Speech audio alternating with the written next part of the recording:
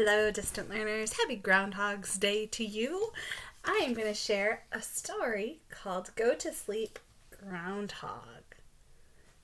It's by Judy Cox, and it's illustrated by Paul Measley.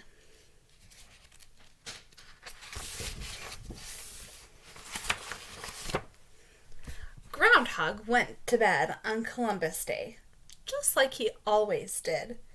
He brushed his teeth. He put on his jammies. He set his clock for February 2nd, and he curled up in his warm, cozy bed. He closed his eyes.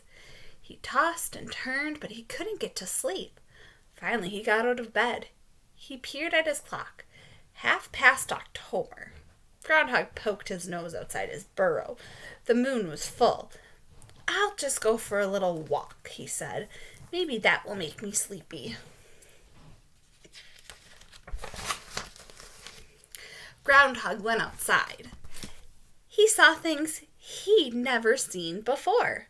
Raggedy scarecrows and grinning jack-o'-lanterns, children dressed up like pirates, cowboys, and princesses.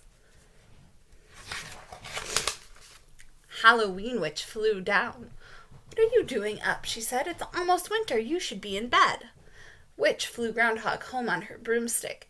She tucked him in. She read him a ghost story. She gave him a glass of apple cider.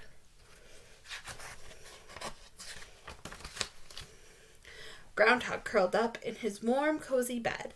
He closed his eyes. He tossed and turned, but he couldn't get to sleep. Finally, he got out of bed, peered at his clock. November. He poked his nose outside his burrow. The leaves were red and yellow. "I'll just go for a little walk," he said. "Maybe that will make me sleepy." Groundhog went outside. He saw things he'd never seen before. Tall yellow corn stalks and round orange pumpkins. Turkeys gobbling in the barnyard. "What are you doing up?" Turkey said. "It's almost winter. You should be in bed, and I should be making myself scarce." Turkey took Groundhog home. He tucked him in. He read him a story about pilgrims. He gave him a slice of pumpkin pie. Groundhog curled up in his warm, cozy bed. He closed his eyes. He tossed and he turned, but he couldn't get to sleep. Finally, he got out of bed. He peered at his clock. December. Groundhog poked his nose outside his burrow. Stars twinkled overhead. "I'll just go for a little walk," he said. "Maybe that will make me sleepy." Groundhog went outside. He saw things he'd never seen before.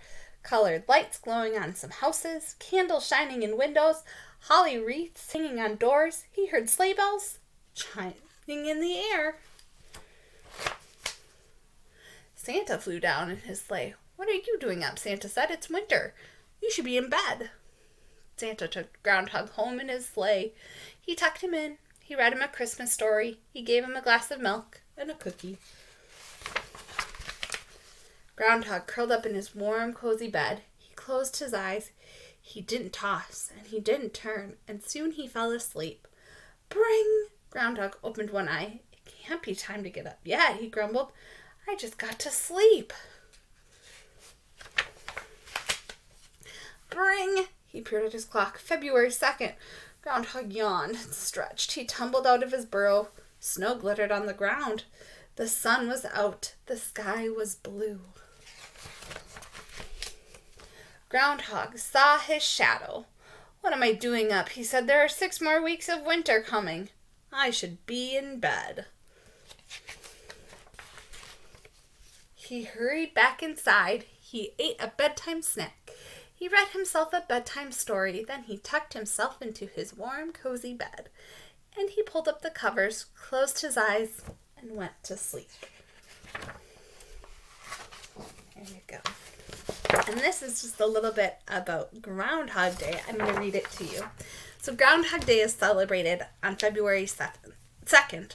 According to tradition, on this day, the groundhog wakes from winter hibernation.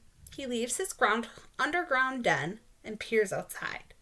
If the day is sunny, the groundhog sees his shadow and becomes frightened. He scurries back into his burrow, and we have 6 more weeks of winter. If the weather is cloudy and the groundhog does not see his shadow, he stays outside and spring begins. In the days before weather satellites and television, it was hard for farmers to know when the harsh winter was over so they could plant crops. There are many superstitions involving predicting the weather by animal behavior. In Europe, badgers, hedgehogs, and bears were used to forecast the coming of spring.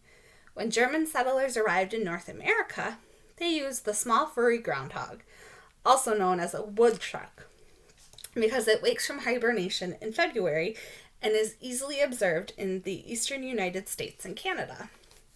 Groundhogs are rodents that belong to the Marmot family. They live in underground burrows and hibernate in them from October to February. Their diet consists of tender green plants.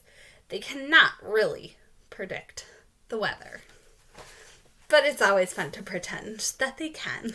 So, I hope you have fun making your groundhog. If you are going to decide that the groundhog sees his shadow, then you'll add earmuffs to your groundhog. If you decide that your groundhog is not going to see his shadow, then you can add some sunglasses to your groundhog. I will send in a picture of my example, as well as the materials were sent to you this weekend. So, have fun making your groundhog.